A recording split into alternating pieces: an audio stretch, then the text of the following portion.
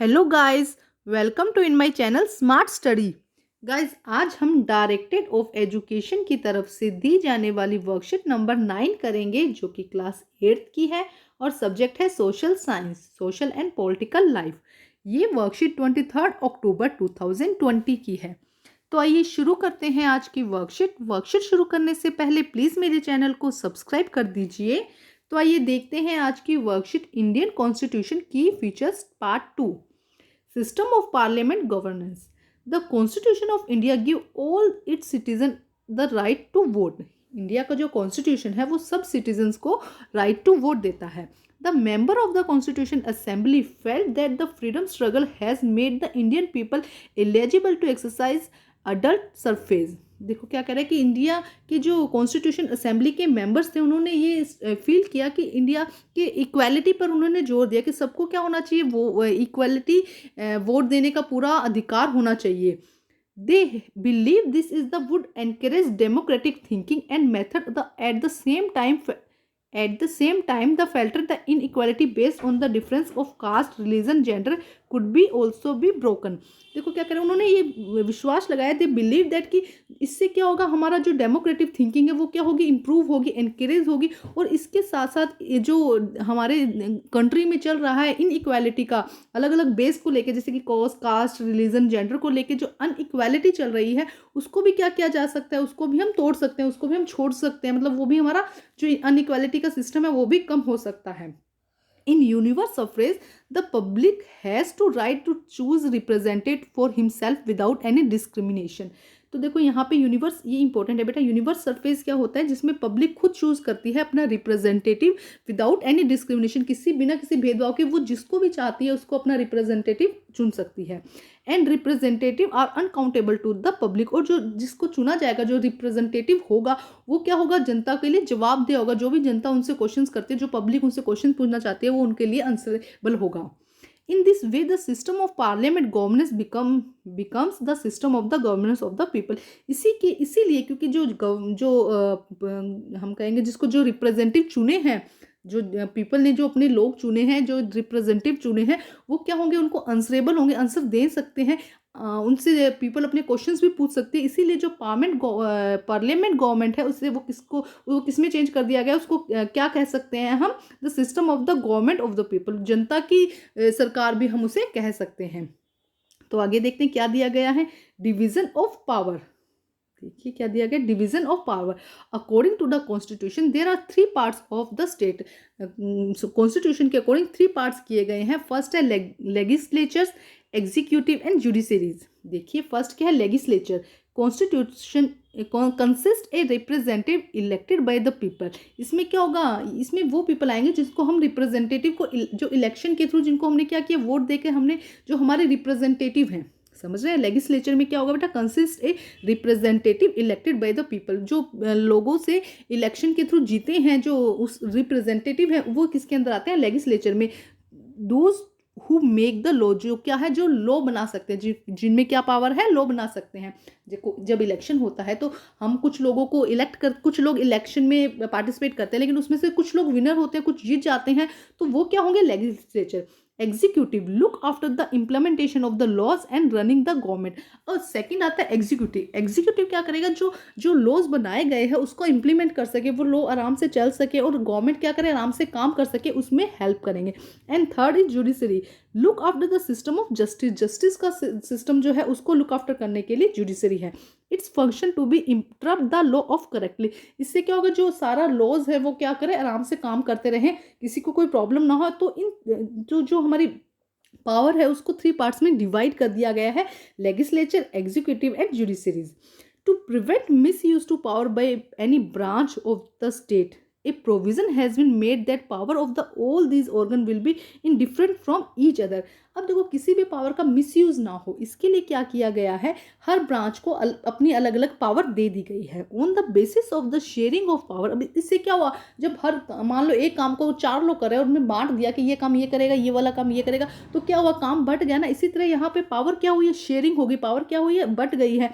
Each limb rest on the other limbs. अब क्या होगा, हर एक दूसरे पे काम का ध्यान रखेगा। हर एक व्यक्ति अगर मान लो काम को शेयर कर दिया तो और बोल दिया कि भाई ये सारे काम सबके अपने अपने काम है, लेकिन सब क्या करेंगे, एक दूसरे के काम पे नजर रखेंगे भाई सही तरीके से काम हो रहा है क्या, and thus there is a balance to power. अब क्या होगा, बिटवीन द थ्री लिम्स, इससे थ्री लिम्स के बीच में क्या रहेगा, पावर के बीच में एक तो क्या रहेगा, एक तो काम के बीच में सब ध्यान रखेंगे एक दूसरे का, सेकंड क्या रहेगा, बैलेंस बना रहेगा।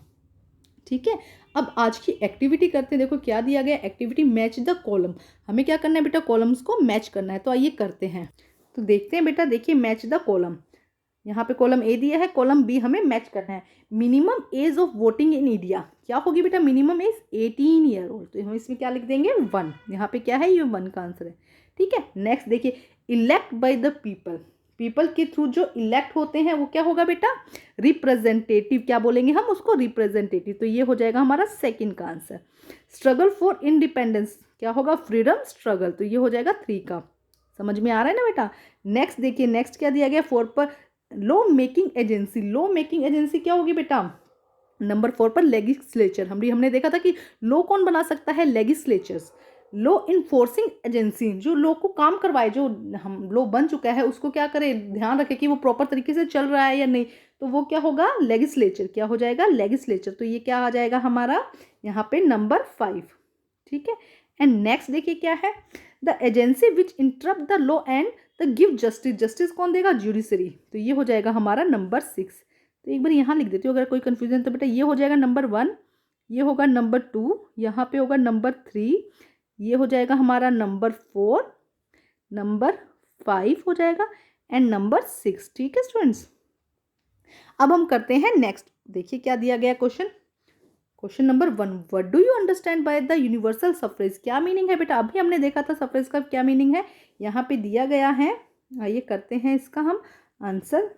एक सेकंड बच्चे, देखो ये रहा फर्स्ट का, in universal suffrage the public has right to choose representative for himself without any discrimination. Public के पास क्या है, ये राइट है अपना रिप्रेजेंटेटिव, उसको खुद अपनी मर्जी से अपना रिप्रेजेंटेटिव चुनने के लिए विदाउट एनी डिस्क्रिमिनेशन, तो ये आपका हो जाएगा फर्स्ट का answer.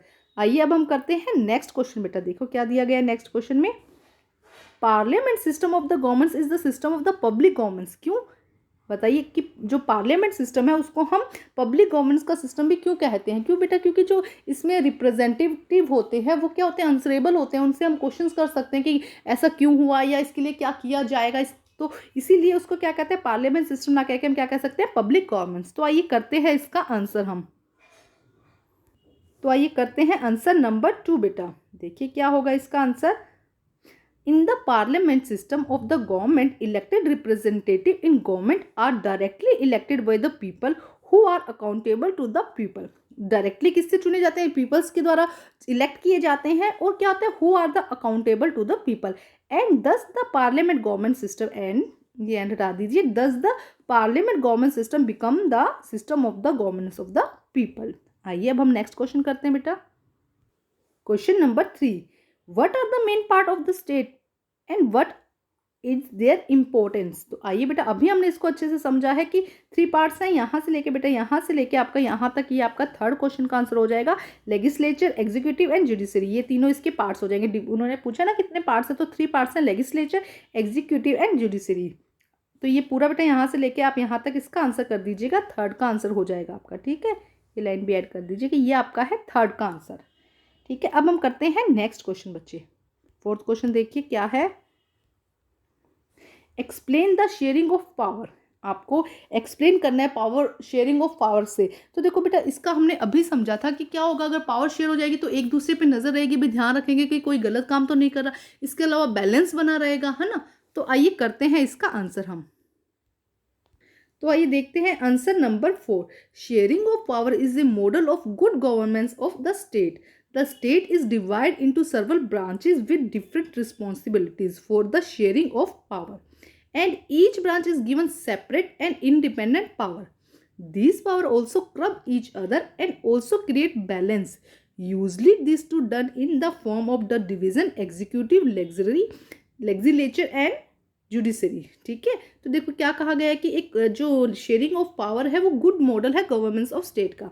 The state is divide into several branches. जो गवर्नमेंट है वो क्या करती है, डिफरेंट पार्ट में क्या हो जाती है, डिवाइड कर देती है डिफरेंट रिस्पॉन्सिबिलिटीज के साथ में। ठीक है, and each branch has given separate and independent power. और हर एक ब्रांच को सेपरेट पावर दी जाती है, इंडिपेंडेंट पावर दी जाती है। दीज पावर आर आल्सो करब ईच अदर। और ये क्या करते हैं, एक दूसरे पे नजर रखते हैं, एंड ऑल्सो क्रिएट बैलेंस। और साथ साथ में क्या बना के रखते हैं, एक बैलेंस बना के रखते हैं। Usually this is done by the form of the division. 3 parts में डिवाइड किया गया, एग्जीक्यूटिव, लेजिस्लेचर एंड जुडिशरी। तो बेटा आज की आपकी वर्कशीट कंप्लीट होती है। वर्कशीट कंप्लीट करके अपने टीचर से चेक कराइए और प्लीज़ मेरे चैनल को लाइक कीजिए, सब्सक्राइब कीजिए और शेयर कीजिए। Thank you students.